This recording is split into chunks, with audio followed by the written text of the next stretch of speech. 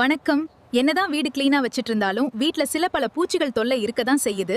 இந்த வீடியோவை ஃபுல்லா பாருங்க, அதுக்கெல்லாம் ஒரு சொல்யூஷன் கிடைக்கும். வீட்ல எலிகள் தொல்லை இருக்கா? ஒரு சின்ன சாசர்ல கொஞ்சமா தண்ணி வச்சு 4-5 பூண்டை இடிச்சு அதுல கலந்து நைட்ல எலி வர்ற இடத்துல வச்சிடுங்க. பூண்டு ஸ்மெல்லுக்கு அடுத்த நாள் எலி வரவே வராது.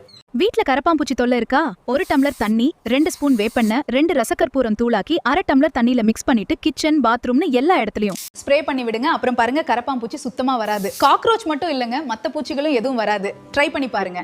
வீட்ல எலிகளை விரட்ட நைட்டு தூங்க போறதுக்கு முன்னால விளக்கெண்ணெயில மிளகுத்தூள் கலந்து எலிகள் வரும் வழியில முழுக்க தடவி வத்தா மிளகுத்தூளின் நெடிக்கு எலி திரும்பவும் வரவே வராது.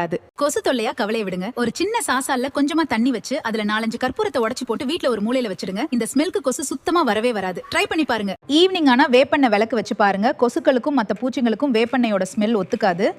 சோ பூச்சி கொசுக்களோட தொல்லை குறையும். ட்ரை பண்ணி பாருங்க. Bathroom tiles, kitchen sink wash பண்றதுக்கு சின்ன டிப்ஸ். இட்லி மாவு கடைசி புளிச்ச மாவு இருக்கு இல்லைங்களா, அந்த மாவோட கொஞ்சம் ஹார்பிக் கலந்து டைல்ஸ்ல தெளிச்சு கொஞ்சமா தேய்ச்சு 10 நிமிஷமா அப்படியே விட்டுருங்க. அப்புறம் ஸ்க்ரப்பரோ ஃப்ரெஷ்ஷோ போட்டு நல்லா தேய்ச்சு தண்ணி ஊத்தி வாஷ் பண்ணிட்டீங்கன்னா டைல்ஸ் பளிச்சுன்னு ஆயிடும். ஆரஞ்சு தோலை சாப்பிட்டு தூக்கி போடாதீங்க. தோலை போய் என்ன பண்றதுன்னு பாக்குறீங்களா? ஆரஞ்சு லெமன் தோலை காய வச்சு மிக்சியில போட்டு பவுடர் பண்ணி வச்சுக்கிட்டு ஒரு டிஷ்யூ பேப்பர்ல அல்லது ஒரு பவுல்ல கொஞ்சம் ஆரஞ்சு தோல் பவுடரும் கொஞ்சம் பேக்கிங் சோடாவும் கலந்து ஃப்ரிட்ஜ்ல வச்சுட்டா பேட்ஸ்மேன் இருக்காது. நல்ல ஒரு ஃப்ராக்ரன்ஸ் கொடுக்கும். ட்ரை பண்ணிப்பா. வீடியோவை ஃபுல்லா பாத்தீங்களா? ட்ரை பண்ணி பாருங்க.